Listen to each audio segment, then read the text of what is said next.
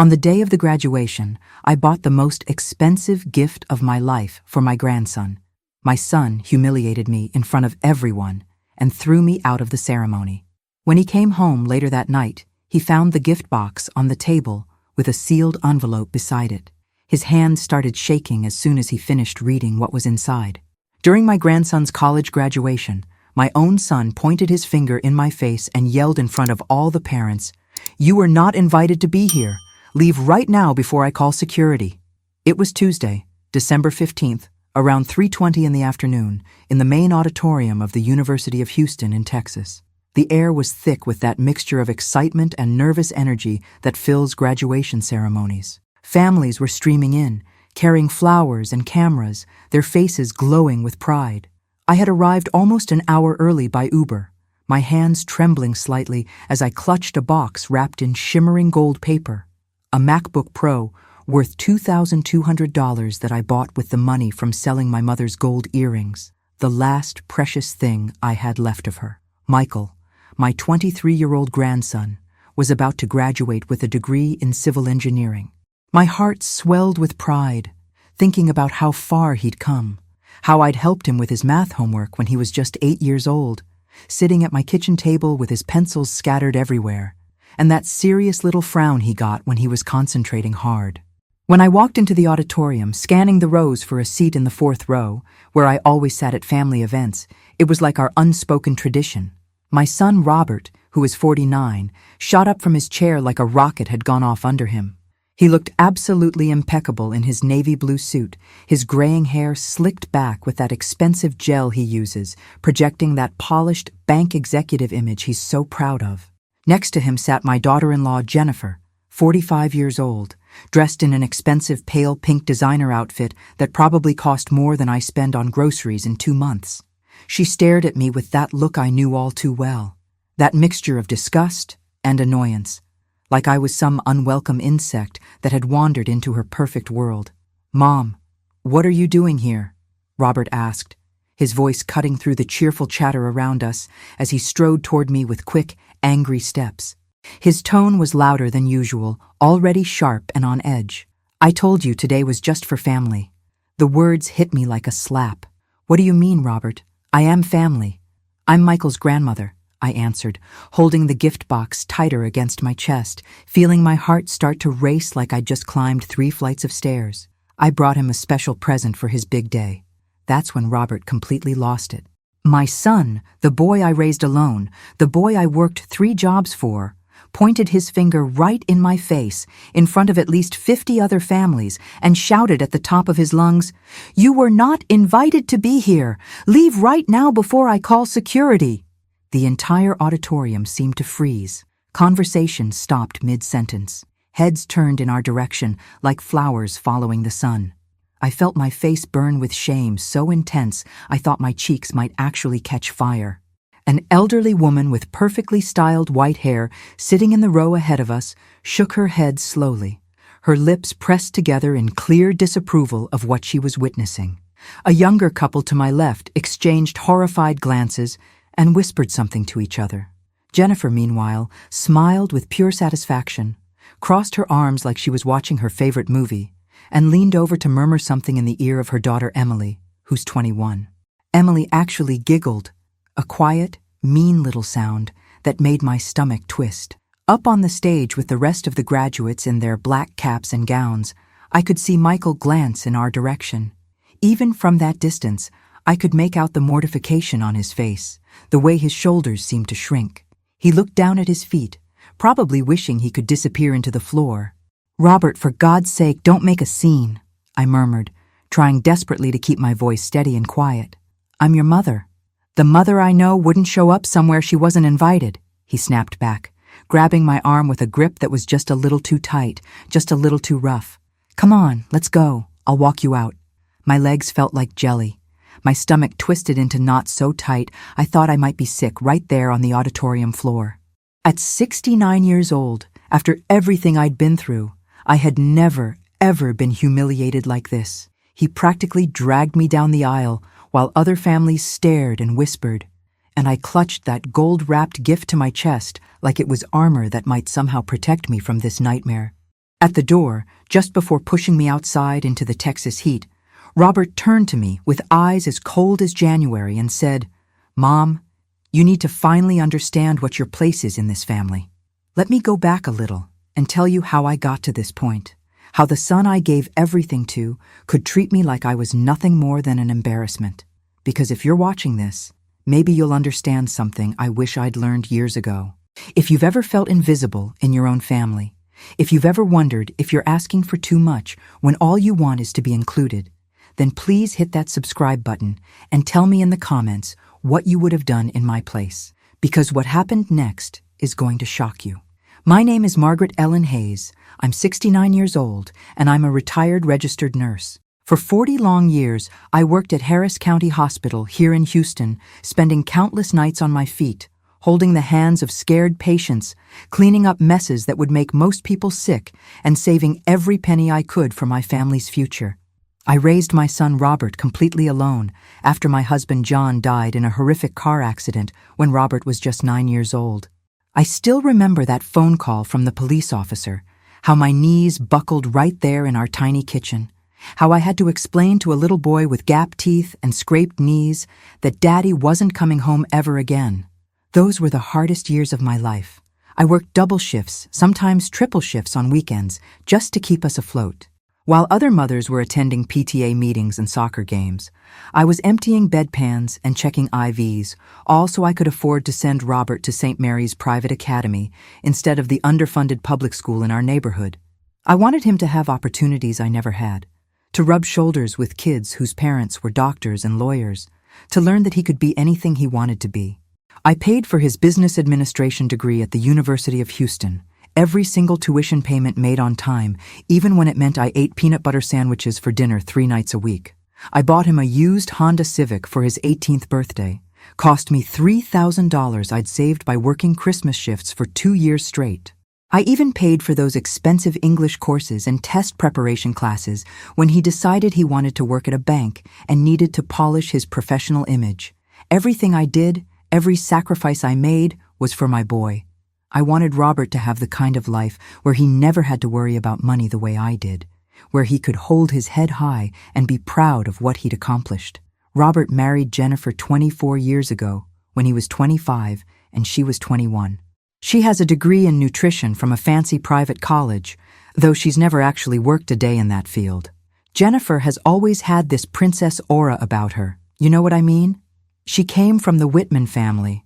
They owned 3 furniture stores in the nicer suburbs around Houston, so she was used to getting the best of everything handed to her on a silver platter. Designer clothes, expensive cars, vacations to places I could only dream about. At first, back when Robert was still climbing the ladder at First National Bank and money was tighter, Jennifer actually treated me with something resembling kindness. She'd invite me to their little apartment for Sunday dinners, ask about my work at the hospital, even thank me for the gifts I brought. But I should have seen the signs even then. The way she'd glance at her watch when I was talking, how she'd rearrange the furniture after I left, like she was erasing any trace that I'd been there. Michael is their only child, and from the moment he was born, he became the light of my entire world. This sweet, brilliant little boy with Robert's dark eyes and the most infectious laugh you've ever heard. Since he was tiny, I helped raise him practically single-handed. When Robert and Jennifer wanted to take their frequent weekend trips, skiing in Colorado, wine tasting in California, romantic getaways to New Orleans, little Michael would stay with me. I was the one who took him to see every Disney movie that came out, buying way too much popcorn and candy because I loved watching his face light up in the dark theater. I helped him with his math homework at my kitchen table, the same table where I'd helped his father years before. I taught him to bake my famous chocolate cake, the recipe my own mother had taught me, and he'd stand on a little stool next to me, covered in flour, stirring the batter with complete concentration. About 3 years ago, when Michael was 20 and Robert had been promoted to regional manager at the bank, they bought a house that changed everything. $650,000 in Autumn Creek Estates, one of those gated communities with perfectly manicured lawns and houses that all look like they came from the same expensive catalog. It was beautiful. I'll give them that. 4 bedrooms each with their own bathroom, a kitchen with granite countertops that sparkled like jewelry, and a backyard with an in-ground pool that probably cost more than I made in a year. The day Robert showed me the house, walking me through room after room like he was giving a tour to a potential buyer, he kept talking about how he could finally give his family the kind of life they deserved. His family. The way he said it, with this proud smile and his chest puffed out, it was like I wasn't even standing right there beside him. Like all those years of sacrifice, all those double shifts and peanut butter dinners had somehow been erased now that he'd made it to the big leagues. That's when things started to shift, slowly at first, like a tide going out so gradually you don't notice until the beach is completely different. The changes were small enough that I told myself I was just being sensitive, that I was imagining things because I was getting older and maybe a little lonely. First, they stopped inviting me to their Sunday dinners. "Mom, today it's going to be just the three of us," Robert would say when I'd call on Saturday to confirm what time to come over. "I need to talk to Michael about his college courses and his future plans." Then it became, "Jennifer's not feeling well," or "We've got some family business to discuss," or "Maybe next week, Mom." Next week never came. But what really broke my heart was when I found out they'd thrown a huge 22nd birthday party for Michael by complete accident. I only knew about it because I saw photos on Emily's Instagram account. Emily is Jennifer's niece, who occasionally liked my posts. There were pictures of Michael blowing out candles on an elaborate cake, surrounded by what looked like 30 or 40 people. All of Jennifer's family was there, her parents, her 3 sisters, her cousins, everyone laughing and celebrating in that beautiful backyard I'd admired so much. I wasn't in a single photo. I wasn't even mentioned in the captions. When I called Robert the next morning, my hands were actually shaking as I dialed his number. I'd spent the whole night staring at those Instagram photos on my phone, zooming in on Michael's face, looking for some sign that he'd missed me, that he'd wondered where his grandmother was on his special day. "Robert, honey, I saw some photos online. Why didn't you invite me to Michael's birthday party?" I asked, trying to keep my voice light and casual, like I was just curious and not devastated. There was this long pause on the other end of the line. I could hear voices in the background, Jennifer talking to someone, maybe cleaning up from the party, and for a moment I thought the call had dropped. "Mom, it was just a small, intimate gathering," he finally said, and I could hear him moving around, probably walking away from Jennifer so she couldn't hear. Jennifer's entire family was already coming, and with all of them there, it would have been too many people. You know how these things get overwhelming. Jennifer's entire family. Always Jennifer's family first, like they were the real family, and I was just some distant relative who got invited out of obligation. "But Robert, I'm his grandmother. I've been there for every single birthday since he was born. Remember when he turned 7 and I made that Superman cake? He talked about that cake for months. Mom, please don't make this harder than it has to be. Michael's growing up. He's got his own friends now, his own life. These big family celebrations. They're just different now." I hung up that day feeling like I'd been punched in the stomach, but I swallowed the hurt like I always did. Robert was my only child, and Michael was my only grandchild. I couldn't bear the thought of losing them completely, so I convinced myself that if I just stayed quiet, if I didn't make waves, things would get better. I was so wrong. The exclusions became more frequent and more obvious. I'd find out about family dinners through casual comments Michael would make when he called me, less and less often now. "Oh, Grandma, last Sunday when Uncle Dave and Aunt Patricia came over with the kids, Mom made this amazing roast," and my heart would sink because I hadn't even known Robert's brother was in town. When I'd ask Robert about it later, he'd always have an excuse. "Mom, it was last minute," or "Dave specifically wanted to discuss some business stuff with me," or my personal favorite, "I thought you might be tired. You work so hard at the hospital." I started to feel like a ghost in my own family's life, present but not really seen, acknowledged but not truly wanted. The breaking point, or what I thought was the breaking point, came about 18 months ago. It was Thanksgiving, and for the first time in 23 years, I wasn't invited to their house. "Mom, Jennifer's parents are hosting this year," Robert explained when I called to ask what time I should come over and what I could bring. "They rented this big place in Galveston for the whole weekend. Jennifer's whole extended family is coming, and honestly, there just isn't room for everyone." "What do you mean there isn't room?" "Robert, I'm not everyone. I'm your mother. I'm Michael's grandmother. I know, Mom, I know. But Mr. and Mrs. Whitman have been planning this for months. They've rented this beach house that sleeps exactly the right number of people. If we start adding more family members, it throws off their whole arrangement. More family members, like I was some distant cousin, instead of the woman who'd raised him alone for 9 years. That Thanksgiving, I ate a Stouffer's frozen turkey dinner by myself in my little house, watching the Macy's parade on TV and crying into my mashed potatoes. I kept thinking about all the Thanksgivings I'd hosted when Robert was growing up, how I'd get up at 5 in the morning to start the turkey, how I'd set the table with my grandmother's good china, even though it was just the two of us, because I wanted him to understand that family celebrations mattered. But the worst part wasn't even the loneliness. It was the lies. See, I found out later, much later, that they hadn't gone to any beach house in Galveston. Emily had posted photos all weekend long, and they were clearly in Robert and Jennifer's backyard, having what looked like the most elaborate Thanksgiving celebration I'd ever seen. There were at least 20 people there, maybe more. Jennifer's family, yes, but also neighbors, Robert's colleagues from the bank, even some of Michael's college friends. The table was set with what looked like rental china and professional floral arrangements. There was a caterer. I could see the uniformed servers in the background of the photos. This wasn't some intimate family gathering that couldn't accommodate one more person. This was a full-blown event, and I had been deliberately excluded from it.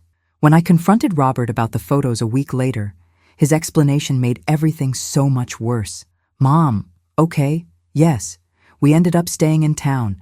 Mrs. Whitman got food poisoning at the last minute and couldn't travel. But by then, we'd already made all these other plans, invited all these people. It would have been weird to suddenly call you and ask you to come.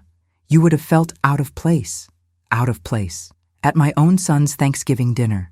Robert, when have I ever felt out of place with our family? Mom, that's just it. These weren't really family dinners anymore. They were more like networking events, business associates, Jennifer's book club friends, people from Michael's university. You wouldn't have enjoyed yourself. The message was crystal clear. I didn't fit into their new life. I was too old, too common, too embarrassing for the sophisticated crowd they were running with now. But I kept telling myself it would pass. Robert was just going through a phase, trying to impress his new friends and colleagues. Eventually, he'd remember what was really important. Eventually, he'd remember that I was the one who'd sacrificed everything so he could have this success. I was living in complete denial. The first clear sign that things were spiraling completely out of control came 6 months ago. On a Tuesday evening in early June, I was just finishing my dinner, a simple salad and some leftover chicken, when my phone rang. Michael's name showed up on the caller ID, and my heart immediately lifted. He'd been so busy with his final semester of college that we hadn't talked much lately. But when I answered, instead of his usual cheerful, "Hey, Grandma," I heard something that made my blood freeze, the sound of my grandson crying. "Grandma," he said, his voice thick and shaky, "I need to tell you something. Dad, he said something really awful about you at dinner last night, and I can't stop thinking about it." I felt this chill run down my spine, like someone had just walked over my grave. "What did he say, sweetheart? Tell me what happened." There was this long pause, like he was trying to gather the courage to hurt me. Finally, in a voice so quiet I had to strain to hear him, he said, "He told Mom and me that you're an annoying old woman who doesn't know her place. He said you've always been jealous of his success and Mom's lifestyle. And then, he said," Michael's voice broke completely, and I could hear him trying to pull himself together. "He said what, honey?"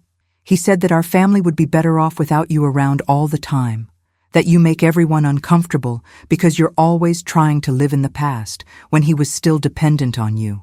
He said it was time for you to accept that you're not really part of our lives anymore." I think I stopped breathing for a full minute. The phone felt like it weighed 1,000 pounds in my hand.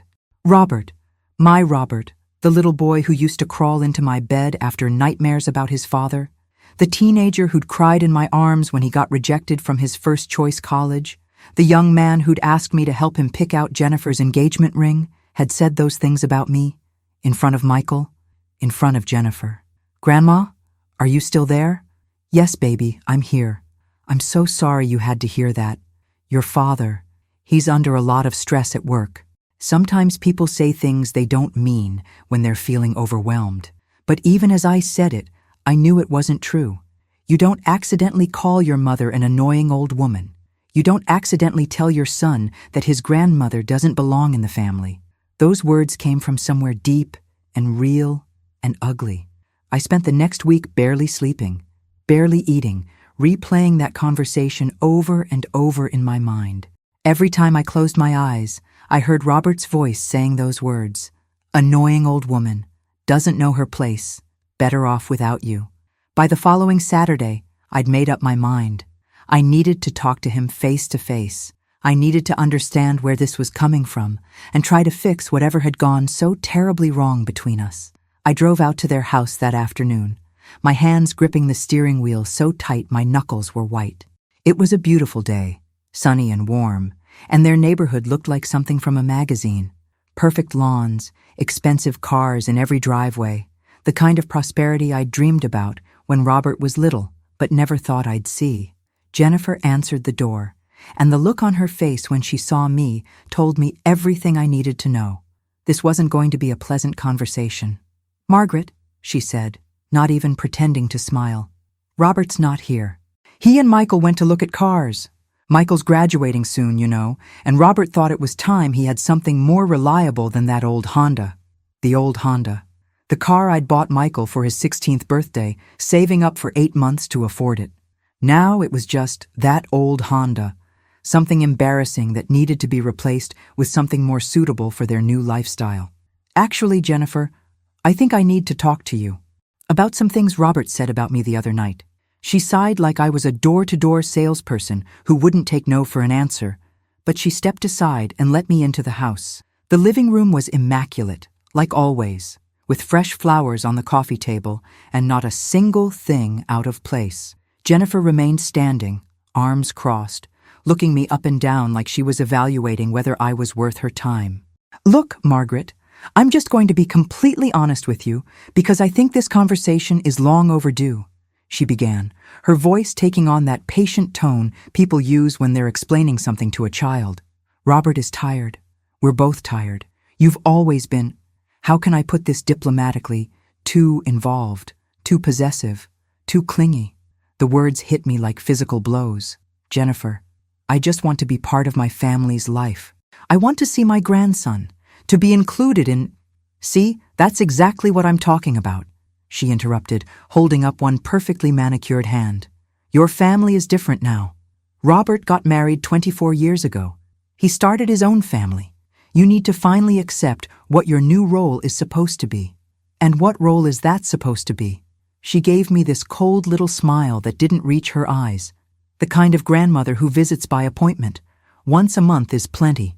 And please, no more of those over-the-top expensive gifts. They make things awkward for us with our friends. Over-the-top expensive gifts, like the MacBook I just bought for Michael's graduation, paid for by selling the last jewelry I had from my mother. Like the car, the birthday presents, the Christmas gifts I'd saved up for all year because I wanted my grandson to know how much I loved him. Jennifer, those gifts come from my heart. I want Michael to know how proud I am of him." "Margaret, that's the problem. You're trying to buy his love instead of just accepting your place in the family hierarchy. Michael has parents. He doesn't need a second mother, and he certainly doesn't need someone spoiling him and undermining our authority." I left their house that day feeling like I'd been hollowed out from the inside.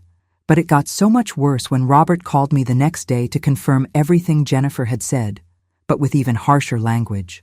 "Mom, Jennifer told me about your conversation yesterday, and I have to say, I'm glad you two finally talked. You need to stop acting like you have some kind of claim over Michael's life. He's an adult now. He's 23 years old, for crying out loud. He has his own life, his own dreams, his own future to think about. And we, as his parents, have the right to guide him through this transition without constant interference from you." "Interference? Robert, when have I ever interfered with how you and Jennifer raise Michael? I've always supported your decisions, always respected your authority as his parents. Mom, you interfere every time you give him gifts that are way beyond what we can afford. You interfere every time you try to be the fun grandma who spoils him and makes us look cheap by comparison. You interfere every time you act like you have equal say in family decisions. Equal say in family decisions. Like wanting to attend my grandson's birthday party or being included in Thanksgiving dinner. Robert, I love Michael. Everything I do comes from love. I know you think it does, Mom. But love sometimes means stepping back. It means understanding that your role has changed. You raised me, and you did a good job. But now it's my turn to raise my son, and I need you to respect that. That phone call was when I started to suspect there was something else going on, something bigger than just Jennifer's influence or Robert's newfound success. My son had never talked to me like this before. Stern and serious, yes, sometimes cold when he was stressed about work, but never deliberately cruel, never dismissive of everything I'd done for our family. Something was wrong, and I was going to find out what it was. That's when I started to dig deeper, because the Robert I knew, the son I'd raised, wouldn't just turn on me without a reason. There had to be something else going on, something he wasn't telling me. My instincts as a mother and as someone who'd worked in a hospital for 40 years told me there was more to this story. I decided to call my old friend, Linda Martinez, my comadre, who'd been like a sister to me for over 15 years. Linda works at First National Bank too, just at a different branch downtown, and she'd always been plugged into the office gossip. If something was happening with Robert at work, she'd know about it. Linda, I need to ask you something, and I need you to be completely honest with me, I said when I called her on a Thursday evening. How are things going for Robert at the bank? He's been acting so strange with me lately, so hostile and different. I'm starting to wonder if there's something he's not telling me. There was this long pause on the other end of the line, the kind of silence that tells you the person is trying to figure out how much they should say. Margaret, honey, you really don't know? Linda's voice was careful, like she was walking through a minefield. Robert is being investigated by the bank's internal audit department. It's been going on for about 4 months now. People are saying he could lose his job, maybe even face legal trouble. I felt like the floor had just disappeared beneath my feet. What do you mean, investigated? For what? I can't give you all the details. You know how these corporate things are, everyone's sworn to secrecy. But the word around the office is that he approved a bunch of loans he shouldn't have, to people who clearly couldn't afford to pay them back. We're talking about hundreds of thousands of dollars in bad debt, maybe even close to $1 million. The bank is facing massive losses from accounts he personally managed. My hands started shaking so badly, I almost dropped the phone. Linda, are you sure about this? Margaret, I've heard it from 3 different people in 3 different departments. And you know what else? Word is that some of those loans went to Jennifer's family members. Her cousin who wanted to start that boutique that failed after 6 months. Her brother-in-law who bought that expensive truck for his construction business that went under. Robert apparently bent the rules to help them out, and now the bank is holding him responsible for all of it. Suddenly, everything started to make horrible sense. The tension in Robert's voice every time we talked. The way Jennifer had been pushing me away, like she was circling the wagons around their family. The desperate need to keep up appearances, to maintain their lifestyle even while everything was falling apart behind the scenes. Robert wasn't just being cruel to me for no reason. He was terrified, probably drowning in problems he couldn't solve, and I had become a convenient target for all his fear and frustration. It was easier to blame me for being too involved than to admit he'd made catastrophic mistakes that could destroy everything he'd worked for. There's something else, Margaret, Linda continued, her voice dropping even lower. I heard from Rosario in HR that Robert's been meeting with lawyers, corporate lawyers, not the bank's usual legal team, the kind you hire when you're personally in trouble. I thanked Linda and hung up, but I couldn't sleep that night. I kept thinking about all the signs I'd missed, all the times Robert had seemed on edge or distracted when I'd attributed it to work stress. How long had he been carrying this secret? How long had he been lying to Jennifer and Michael about what was really happening? But the most shocking revelation was still to come. 2 weeks after that conversation with Linda, I was at Baybrook Mall doing some grocery shopping at the H-E-B there when I spotted a familiar figure sitting alone on one of the benches near the food court. It was Michael, and he was clearly upset. His shoulders were hunched, his head was in his hands, and even from a distance I could tell he was crying.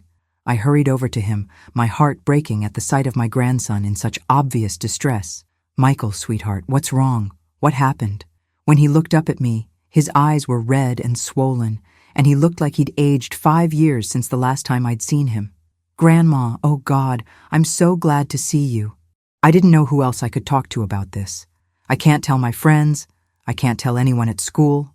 "Grandma, Dad did something terrible, something that could ruin my entire future."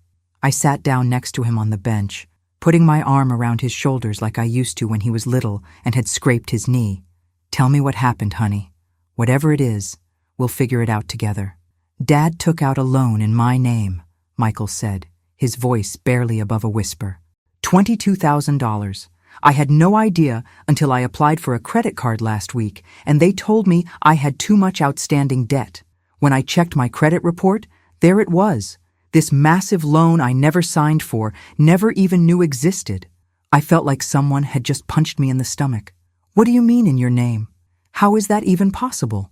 "He has all my personal information, my social security number, my birth certificate, copies of my driver's license. He told me it was just to help with some of my final tuition payments and graduation expenses. He said the paperwork would be easier if we did it this way, that it would help me build credit history. But Grandma, I found out he used that money to pay down his credit card debt. All of it." The betrayal was so enormous, so unthinkable, that for a moment I couldn't even process what I was hearing. Robert had committed identity theft against his own son. He'd stolen Michael's financial future to cover up his own mistakes. "Does your mother know about this?" I asked, though I was already dreading the answer. Michael nodded miserably. "Not only does she know, it was her idea. When I confronted them about it last night, Mom told me I was being ungrateful. She said after everything they've done for me, after all the money they've spent on my education and my car and everything else, the least I could do was help the family through this rough patch. Help the family by destroying his credit before he'd even started his adult life. She said it was temporary, that they'd pay it back before I graduated and no one would ever know.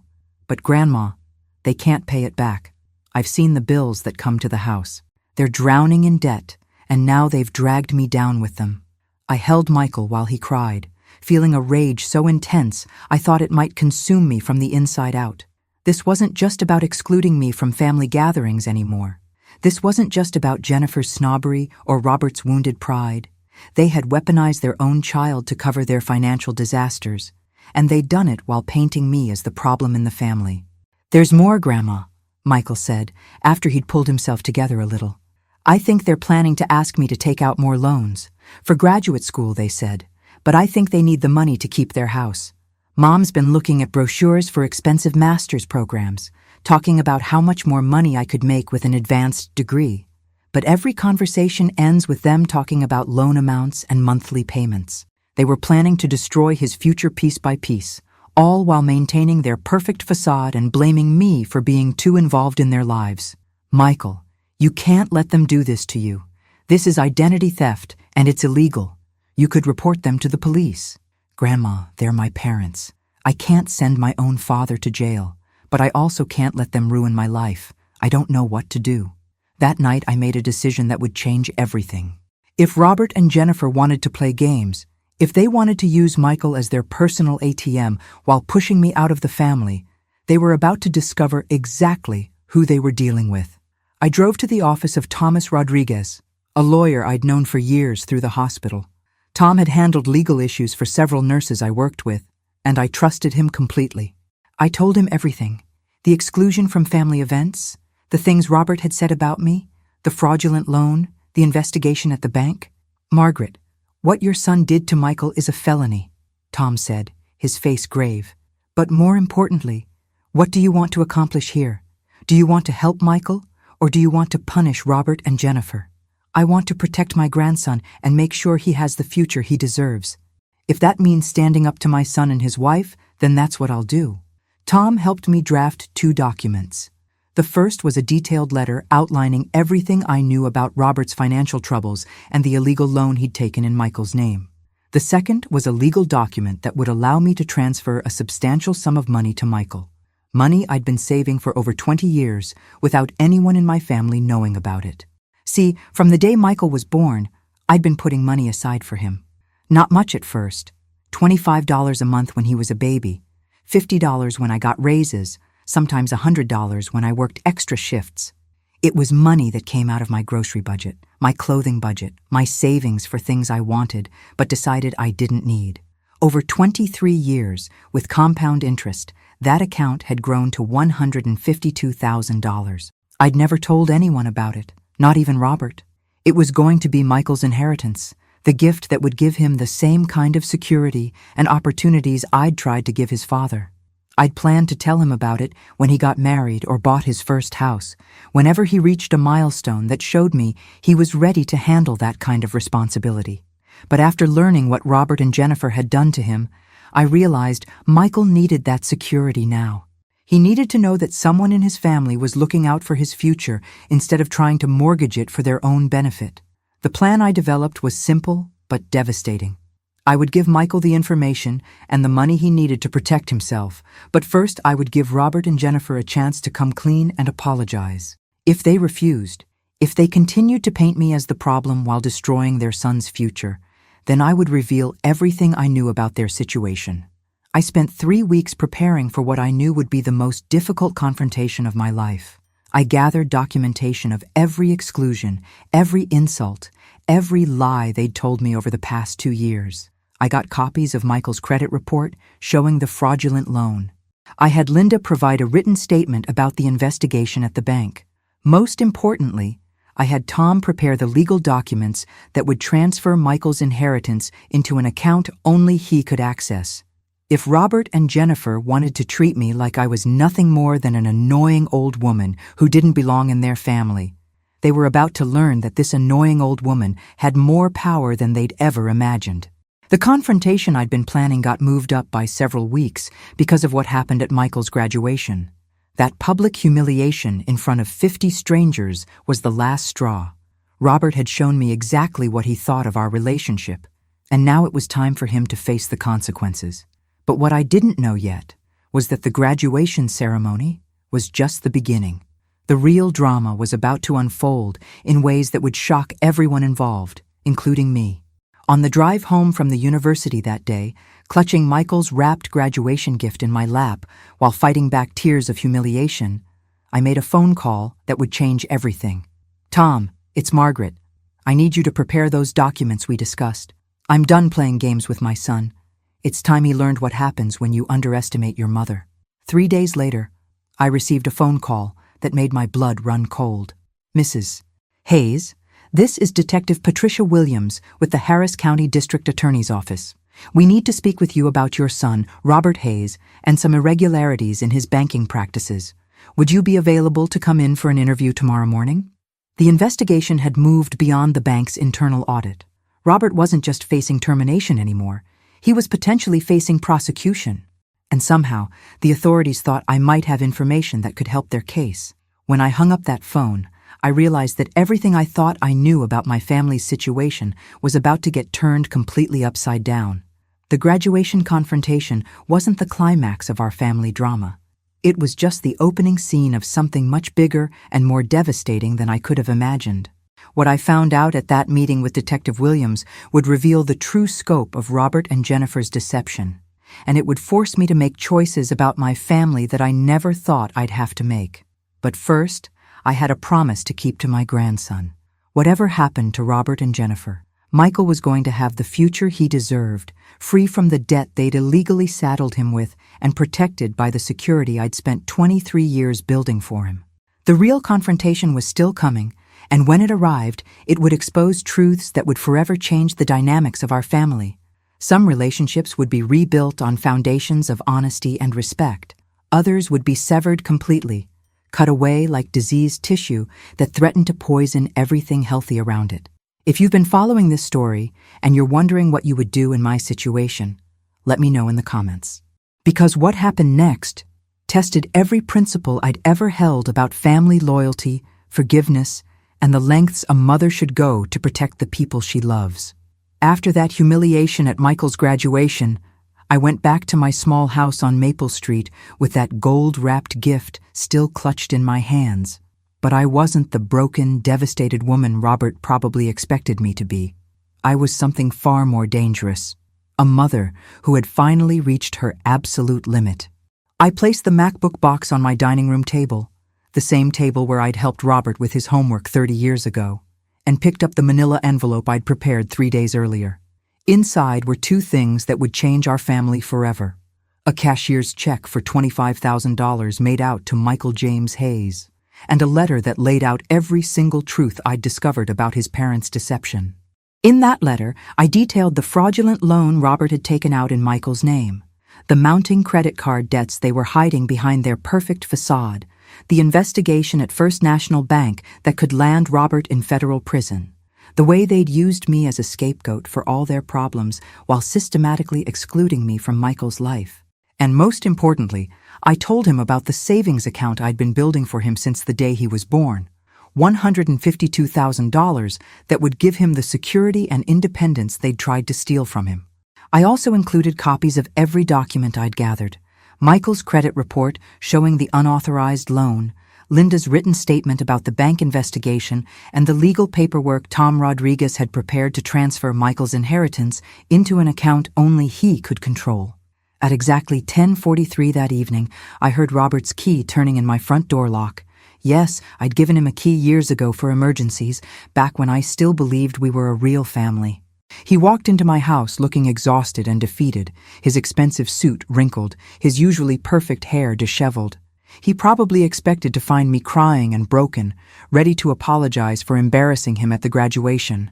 Instead, he found me sitting calmly in my living room recliner, sipping chamomile tea from my favorite mug, the one Michael had made for me in a pottery class when he was 12, with "World's Best Grandma" painted in his careful child's handwriting. "Mom, you're still awake?" Robert said, loosening his tie as he looked around my small living room like he was seeing it for the first time in years. "Yes, son. I've been waiting for you. I left Michael's graduation present on the dining room table. I think you should take a look at it." Robert walked over to the table with slow, heavy steps. He saw the wrapped MacBook box and the white envelope sitting beside it. Being Robert, always too curious for his own good, he opened the envelope first. I watched his face as he read, and it was like watching a time-lapse video of a man aging 10 years in 10 minutes. First, his face flushed red with what I assume was anger or embarrassment. Then the color drained completely away, leaving him pale as paper. Finally, his hand started to shake so violently I thought he might drop the letter. He read it twice, then looked up at me with eyes I'd never seen before, the eyes of a man who just realized he was completely cornered. "Mom, where did you get all this information?"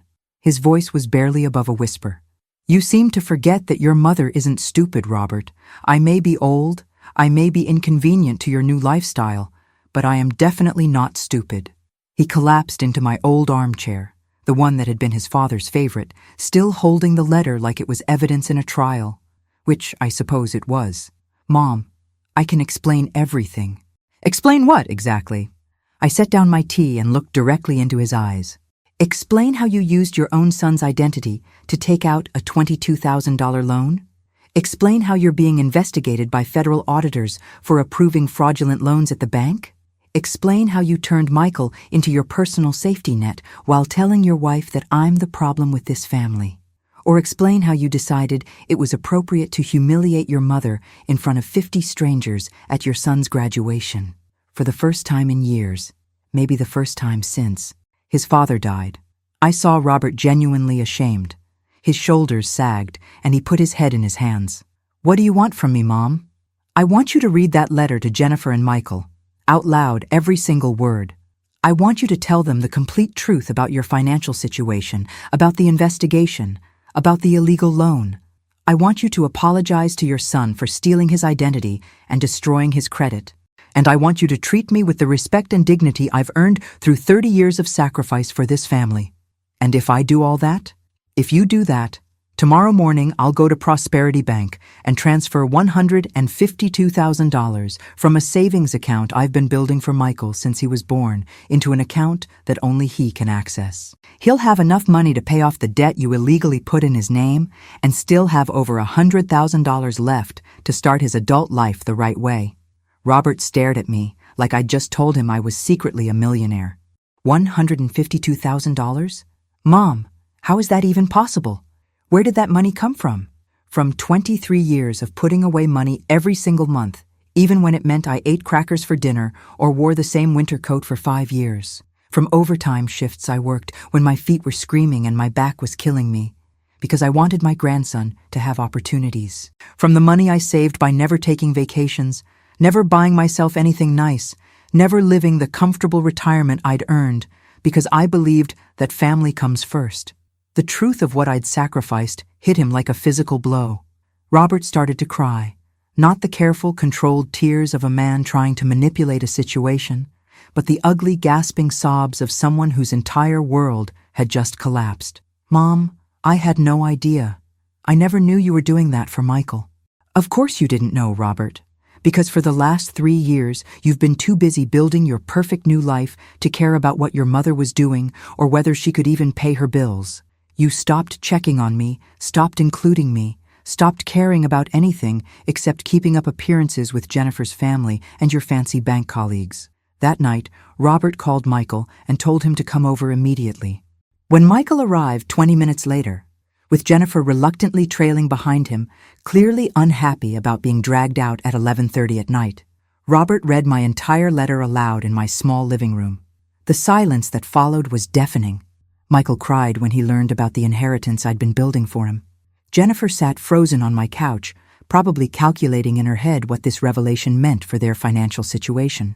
But the most shocking reaction came from Robert himself, who apologized with real tears in his eyes for the first time since his father's funeral. "Michael, I'm so sorry. I never meant for things to get this far out of control. The pressure at work, the debts, your mother's family expecting us to maintain this lifestyle.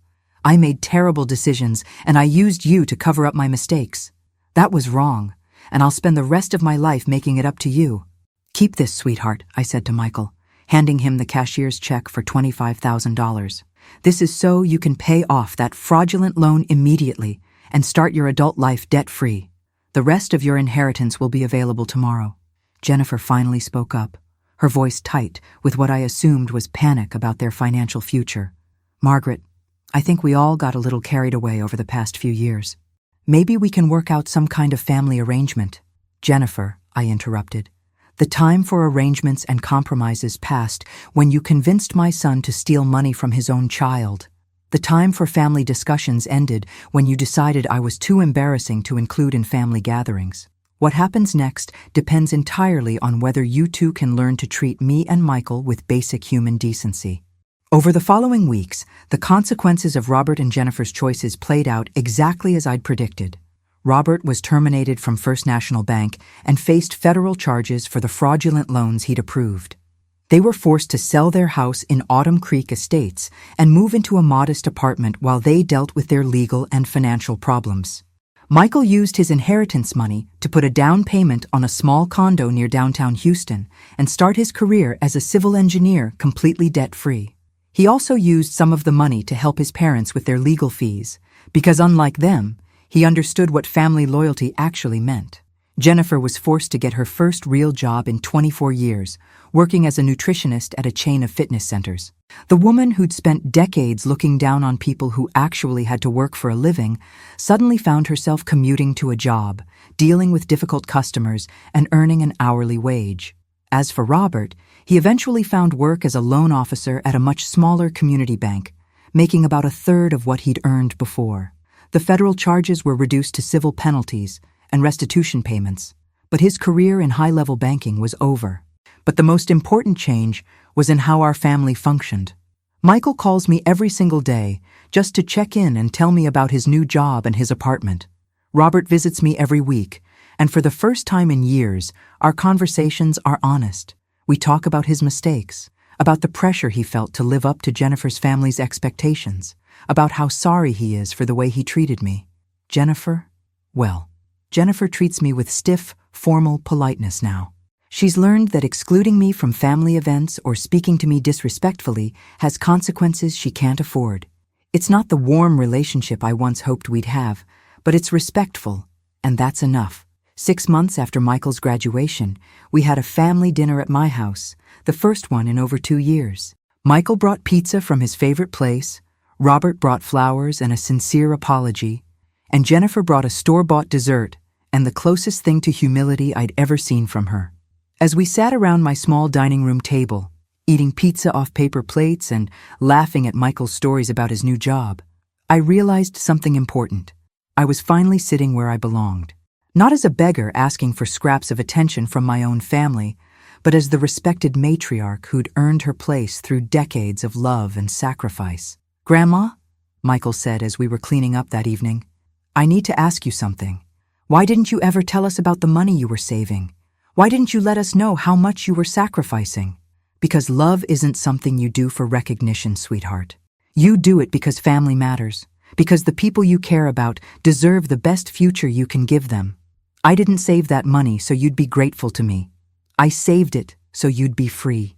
Today, almost a year later, our family has found a new equilibrium. It's not perfect. Jennifer and I will probably never be close friends, but it's honest and respectful in ways it never was before. Michael graduated debt-free and started his career with a security net that gives him choices most 23-year-olds don't have. Robert learned that success built on lies and borrowed money isn't really success at all. And Jennifer discovered that treating people with dignity isn't just morally right, it's also practically smart. As for me, I learned that I'm not some annoying old woman who should be grateful for whatever scraps of attention my family throws my way. I'm a 69-year-old woman who knows exactly what she's worth and exactly where she belongs, at the center of her family's life, respected for her contributions and valued for her wisdom. When there are family events now, my seat isn't just guaranteed. It's saved with love and genuine appreciation. Because at the end of the day, family isn't about maintaining appearances or living up to other people's expectations. It's about showing up for each other, especially when things get difficult. And respect isn't something you beg for or something you accept as a favor. It's something you earn through your actions and something you demand through your boundaries. If this story touched your heart, if you've ever felt invisible in your own family, or wondered whether you were asking for too much when all you wanted was basic dignity, then share this video with someone who needs to hear this message. Subscribe to this channel for more real stories about finding your strength and standing up for what you deserve. And watch the next story that's playing on your screen right now, because everyone deserves to know their worth.